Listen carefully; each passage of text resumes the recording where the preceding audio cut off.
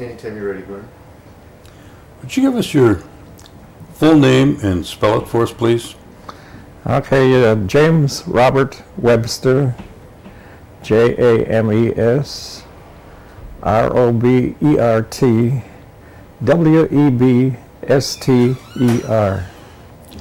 And where were you born?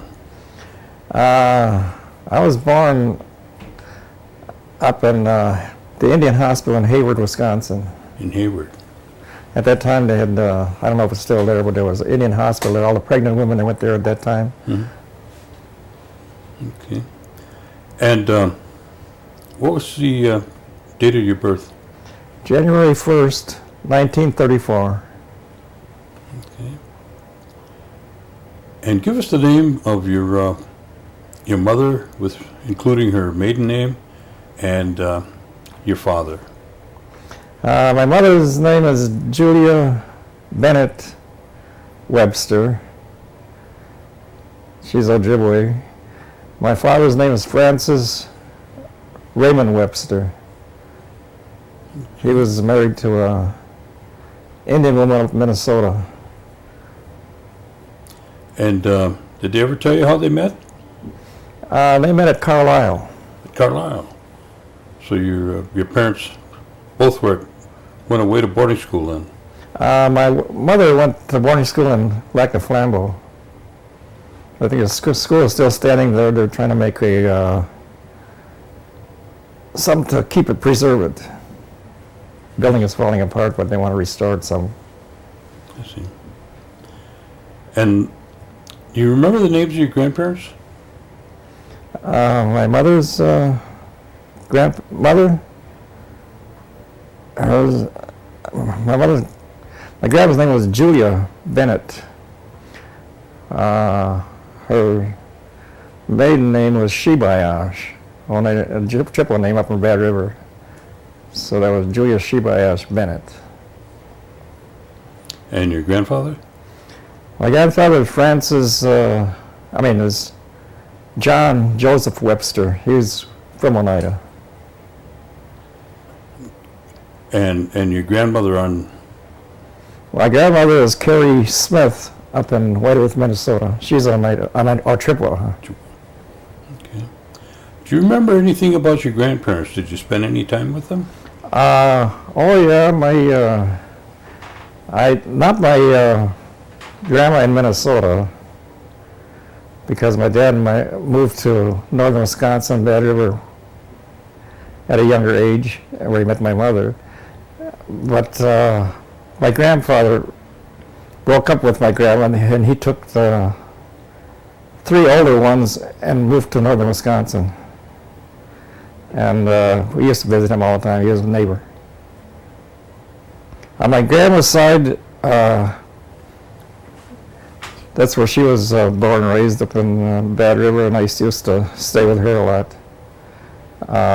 When my dad moved to Milwaukee to find work, me and my older brother stayed with my grandma, and they took the younger ones to Milwaukee here. So I stayed with my grandma, Julia Bennett, for 5-6 years probably, until I got out of grade school. And that was in Bad River? Yeah. Oh, have you been up to Bad River lately? I go up there maybe a couple times a year. Yeah. Has there been a lot of changes? Oh yeah. The old town is gone. They built a new town. They got a new casino too, huh? Yeah, it's a small one, but it's. It takes your money.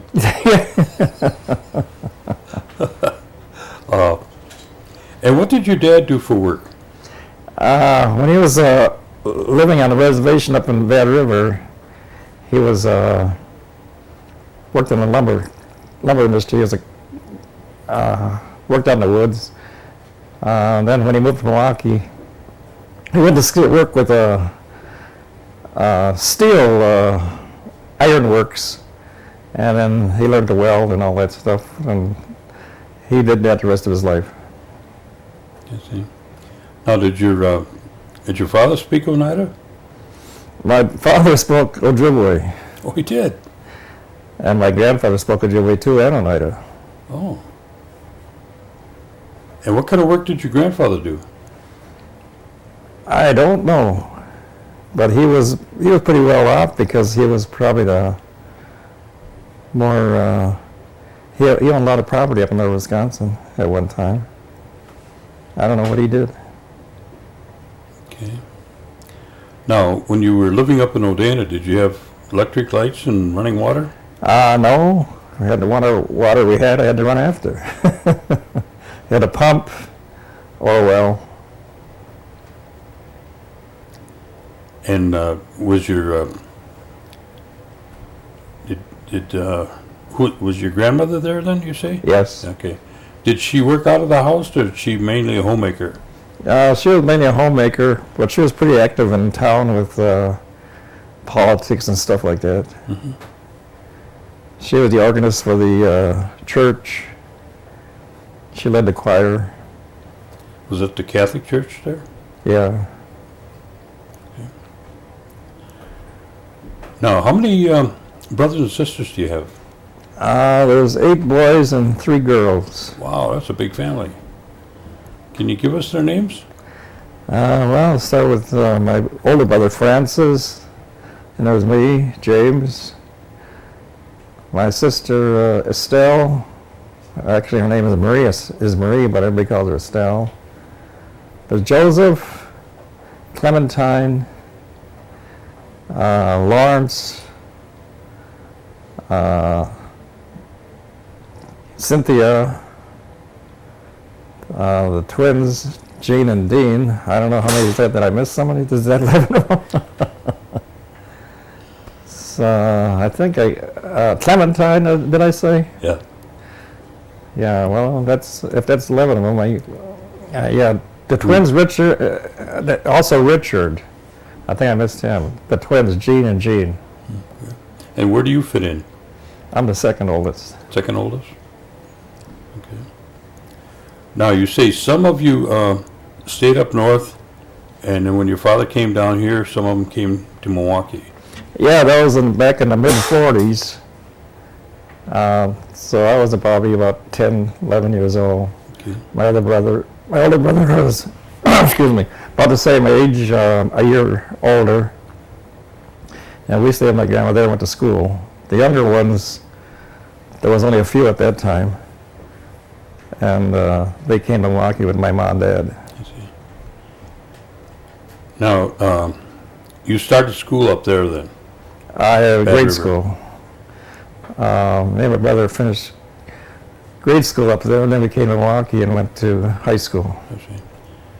Was it a big transition moving from Bad River down here and going to a larger school? Oh yeah, I had a lot of problems with, well, being in a small town, you come to a big city, and you just feel out of place. Did you have any problems at all up in Oneida when you went to school as far as Indian, non-Indian? No, we had a pretty good time up there with all the friends that I went to school with and the older people I remember at that time and the younger ones, but we were very good. We had rivalries. One area of town where I came, where we were from, was called the Caucasian people, and then they had people downtown. They had a little village across the river. They had another one called Diaperville. I heard of that. Yeah, because after the war, when they all got married, that's diapers hanging on all the lines all on there. So we had little rivalries there. We each had our little ball teams and, you know, baseball and basketball and stuff. And in our area, we were about average. The downtown team was the best. I see. Did you go to school in Ashland?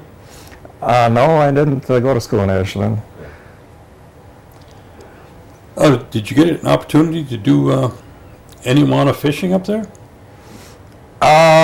Yeah, I went fishing with my dad a few times. Caught a lot of bullheads in that Caucasian River. We used to spear walleyes up at the falls, Red River Falls. That was around in the spring of the year when we made sugar up in sugar camps. Now, what roll are you on? The Oneida roll or Chippewa? I was on the White Earth roll in Minnesota where my grandma and my dad and my grandpa and my grandma lived for years, and then my dad was and my grandpa and my dad, they moved to Bad River, and when I was born, they put us on the rolls in Minnesota. And then when I was here in Milwaukee, I married a Oneida woman, and my kids are all on the Oneida rolls, and it's closer to Milwaukee, so we go up to Oneida, and they got on the Oneida rolls. Now, if you were to go back up to Bad River, are you able to hunt on the reservation up there? Hunt and fish? No, I resigned from that reservation. And well, actually, I was never there. Yeah, right. But the people know me, and they wouldn't say it nothing. won't bother you. They don't bother me. Okay. At least I don't think so. Did you have much connection with Oneida in your younger days? My grandpa stayed with my Aunt Delia, who was married to Al Smith, who was the leader of the Consolidated Tribes. And we used to Indian dance with him here in Milwaukee. And we used to travel all over the state and maybe Chicago, a few other areas, putting on dance shows. And most of them were all Oneidas here in Milwaukee. My first experience in Oneida was just growing up with him when I was younger, maybe the late 40s. Now at home, tell me what a typical Sunday would be like at home. And back then or now? No, back then. Back then? Well, up in Bad River, we'd get up, go to church, and then we used to come home and do a few chores, and then we were off for a day. We'd go downtown and with our friends. There was no television. In the evening, we'd listen to the radio. And, or we'd play sports on the weekends, Sundays, and stuff like that. What brings to mind on the holidays that you did? People all gathered in. We had relatives coming from Michigan and from my grandma's relatives, and other people, family members. My grandpa used to come over. We used to go over there, and they just have a big meal, a big feast. Mm-hmm. Did they have any powwows back then? My grandma had a powwow group that she traveled around with too, but I never got into that until I got to Milwaukee. And well, that's when she started going real good after I left there. She was something like Alice Smith. She had a group that they went around to different areas of the country and put on shows. They never called them a real powwow, I guess, or something like many powwows. People hired them to come, and then and that's what they did with the Consolidated Tribes. They used to pay us for dancing, put on a show for maybe an hour or so. Did they have any tribal societies? Like, you hear of the Medicine Lodge and the Big Drum, or my grandma was brought up the way that the white people taught her, and she didn't get involved in that. I see. But she did go. She was a strong Christian, Catholic church, and insisted we go to church all the time. And when they'd have those kind of doings going on, she used to tell us to stay away from there. But they did have them. Oh yeah, they had them. Okay. Okay, let's move down to Milwaukee. About what year did you come down here? Well, my parents and the younger ones came, excuse me, about the mid-40s, and I came in here probably 48, 49. And where did you reside then? Well, we moved around a few times. We were like gypsies. We lived on east side on Juneau. We lived downtown on 7th in Wisconsin. Then we moved to 6th and Bruce, where there was a lot of Oneidas. And that's where we stayed for as long as I can remember. In that area there. What were your responsibilities at home once you moved down here? Well, being the older boys, we had to go help them out with the shopping, and we used to have a stove in the house. We used to have to haul coal to burn, that big old stove, and well, help around the house, clean up. So a little easier with running water and electric lights, huh? Oh yeah. And now, then you started school down here too. Yeah, we got a job as paper boys living in Milwaukee Sentinel. I used to come in early in the morning, and then I went to school. I went to South Division, and I didn't get along too well over there. I wasn't used to going to school with that many people, I guess. I never really catch on too good, but I learned. I was taught a lot. See, up on the reservation, I went to the parochial school where they had those nuns, and they taught real good. And so in high school, it was a little different. You got left behind a lot in different subjects. I never did catch up. I quit school when I was 16. Went to work. And what'd you do? What was your work then? I went to the factories, like garment factories, places like Rhea. A lot of companies had what they have was young people get work permits, and then you can work 40 hours someplace, but you had to go to school 1 day a week until you're 18. So you work 32 hours a week, and we just did cleaning up and stuff like that. There wasn't no sweatshops. Those were gone by then. And how long did you work in that capacity? Almost 2 years, because I joined the Navy in 1951. 51. And where'd you go to boot camp? I went up here to the Great Lakes, and then they sent me to school there to be an electrician. And where was that at? Right here in Great Lakes. Oh, right at Great Lakes, huh? Yeah, to get the Class A MD electrical school, I went to the, probably the A1, I think it was. B was probably the advanced.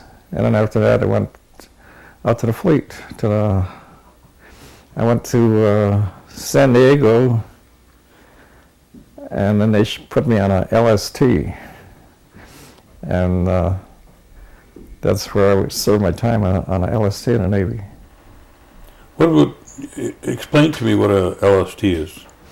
Oh, it's a ship that loads up with tanks and cargo on wheels, most of it, troops, and has those bow doors in the front that open, and a ramp. So when they pull onto they have a stern anchor, probably as big as this room, and the cable is probably about 3 inches diameter. The ship steams at full speed ahead, and about 300 yards, or 300 yards before it hits the beach, drops the anchor, and pushes around to the beach. Doors open, ramp comes down, they drive off after the war. And your job was to keep them running? Yeah, at that time, see, I was an electrician. I went to electrical school. My job was to keep all the electrical part of the ship in ship shape, I imagine you call it. Now, where were your tours? Well, Went to Japan, Korea, went to Hawaii, went to Alaska. I never crossed the equator. I heard that was a big deal. Yeah, yeah.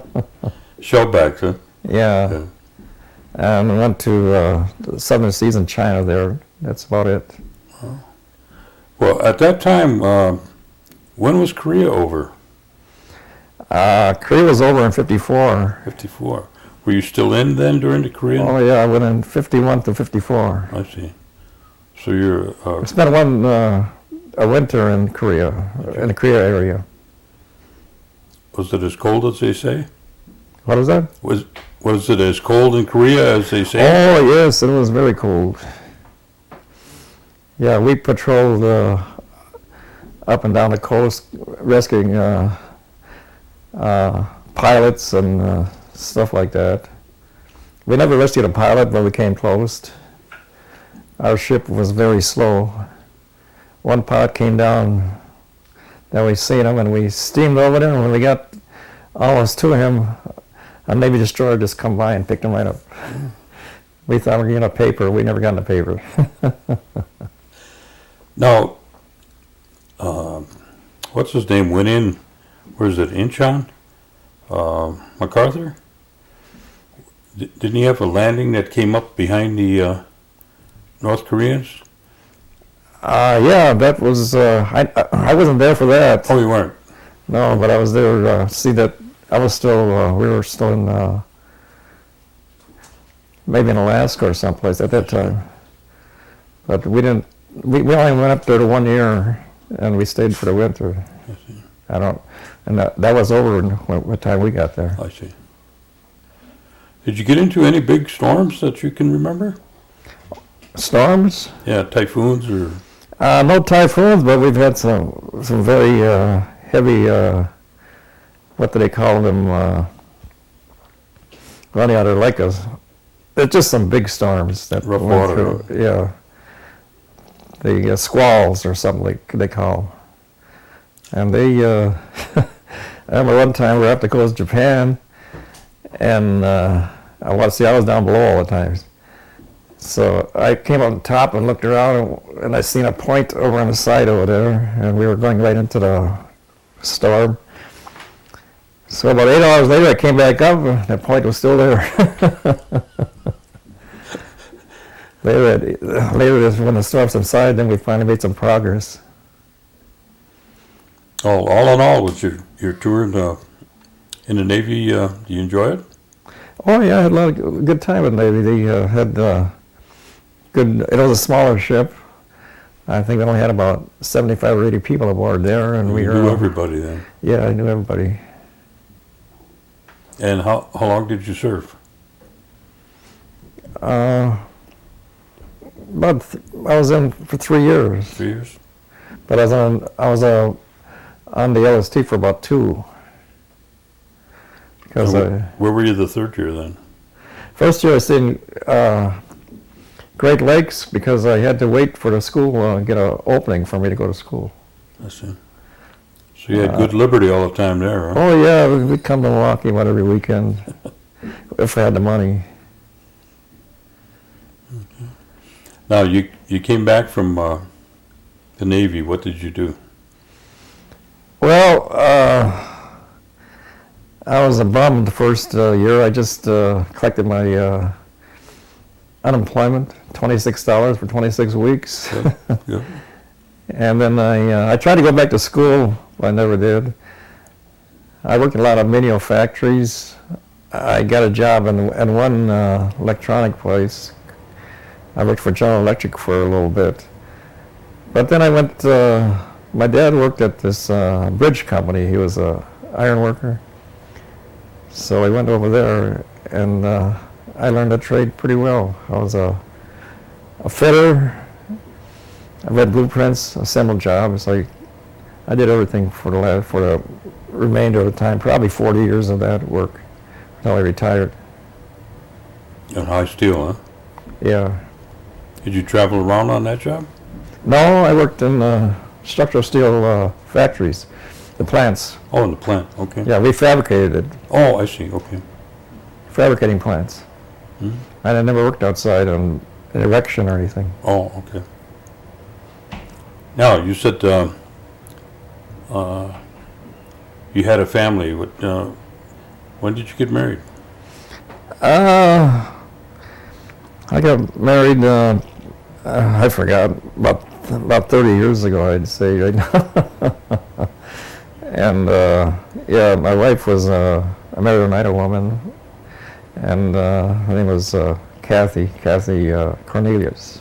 Kathy Cornelius? And at the time she had one daughter, Josephine, and then we had Rachel. And then I still worked for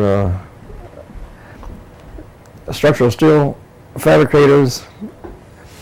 And, well, kids went to school, public school, and then they went to high school. And then when the other one got married, she had 2 girls. And at that time, they joined the, well, they all were, when they were all born, they were all on the Oneida rolls right away. And then so when I used to go up north maybe in better, maybe once or twice a year.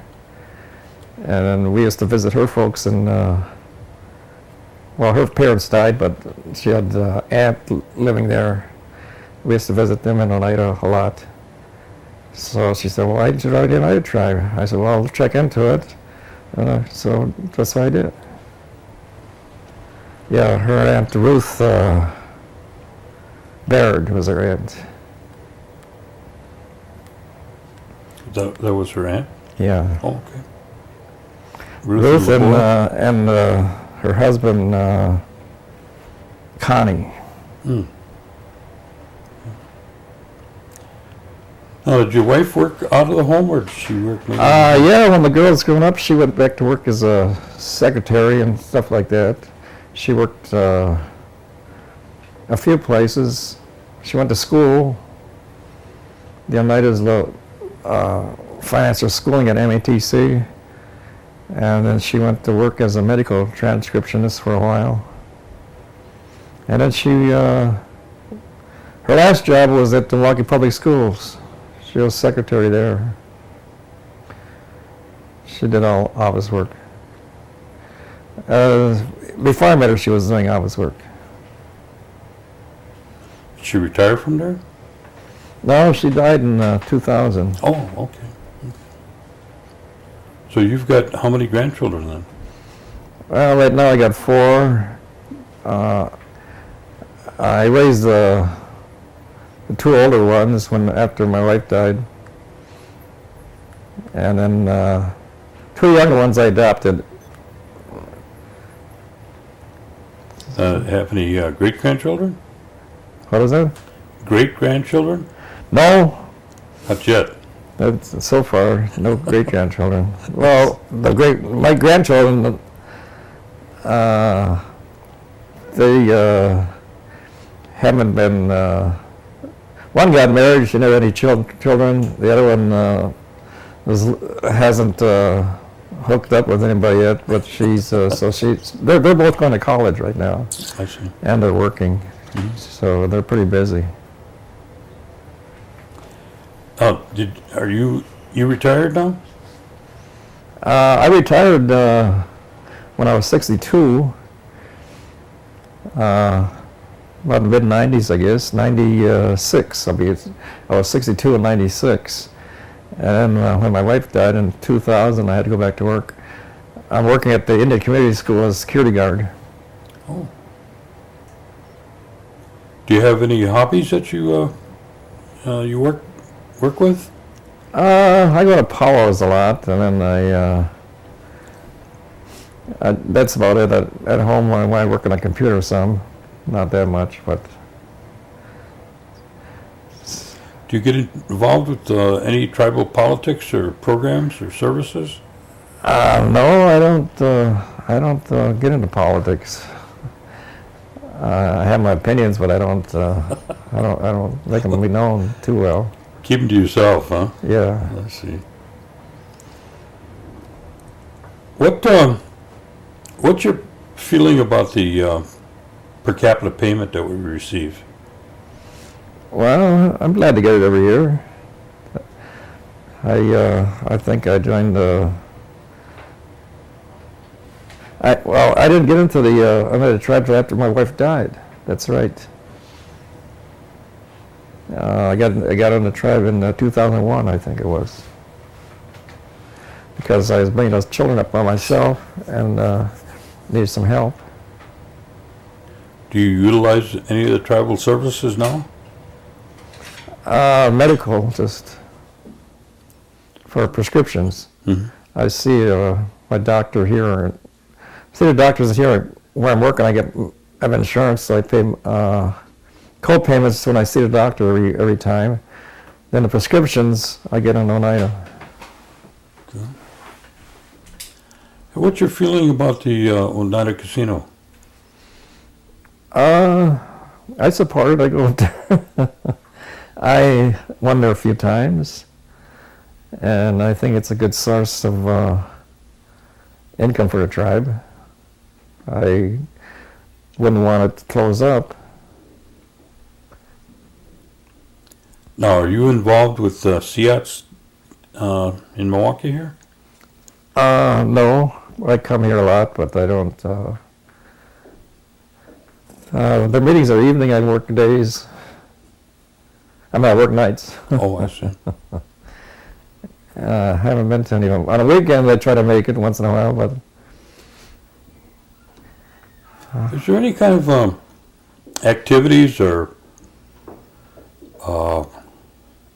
programs that you'd like to see the tribe expand to, or get into, or maybe do less about, that you've observed? Well, I haven't thought about it. Well, I imagine there's something, I suppose. I don't offhand. I can't remember. I can't think of any. And what they're doing is pretty good. If I go to a meeting, I can understand it a little more. What's the amount of information you feel that your children know about being Oneida? Are they pretty knowledgeable? The older one seems pretty knowledgeable. She's going to school for business. I know one time when she was in a high school senior, she told me she'd like to get into tribal law and learn stuff and move back to Oneida and be a chairman someday. That was when she was going to high school. But I don't know what she's doing now, what she's thinking about it now. Mm-hmm. She goes to the powwows every year up in 4th of July. Do you think that there's enough information available to our youth in regard to Oneida and, to give them a historical background that, is suitable as far as you're concerned? I think there is if they look on the internet and stuff like that. Because the older one, she tries to find out what's going on.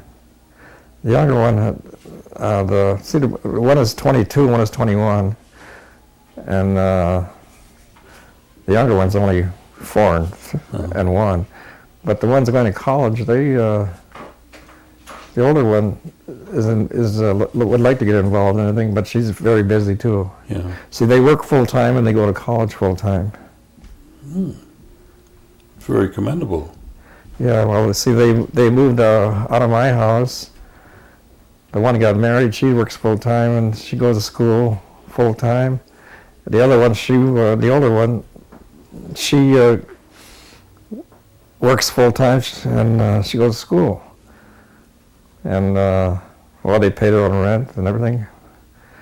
I help them out a lot too, as much as I can. Yeah. I just signed my name to a new car for the older one. So I hope she makes the payments. What kind of recommendation would you give the youth of today? I think I'd have to say education. That is things that I never had a good education. I got along pretty well though. See, I was more or less self-taught, I guess. When I got out of the Navy, when I was 21 years old, I applied for jobs. I didn't have a high school education. So I went down and to get a GED. So they sent me to, at that time, with Indian Manpower. And then they gave me a test.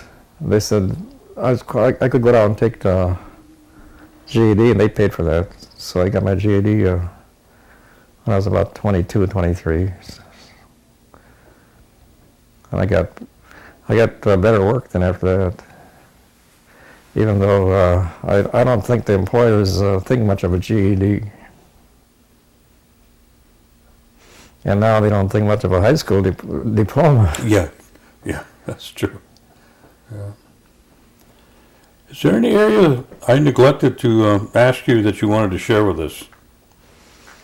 Well, I think when I was with dancing years ago with my uncle Al Smith, who won the Consolidated Tribes, they sent me and my older brother down to Cincinnati one time. That was during the war, the latter part of the war. And we danced there at a rodeo. And I met Hopalong Cassidy down there. Ah, William Boyd, huh? Yeah, he was the star of the show. The rodeo was Thursday, Friday, Saturday, and Sunday. And on a Friday, there was a rumor going around that the Indians weren't getting paid. So he went on strike. And then they paid us. So that was one thing. He liked Indian people.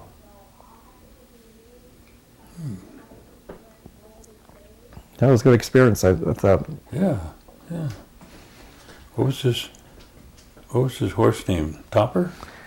Yeah, his horse name is Topper. He'd start to show off by saying saying that he couldn't entertain too well. He couldn't tell too many jokes, and Topper can't stand on his head. There you go. He said that every time.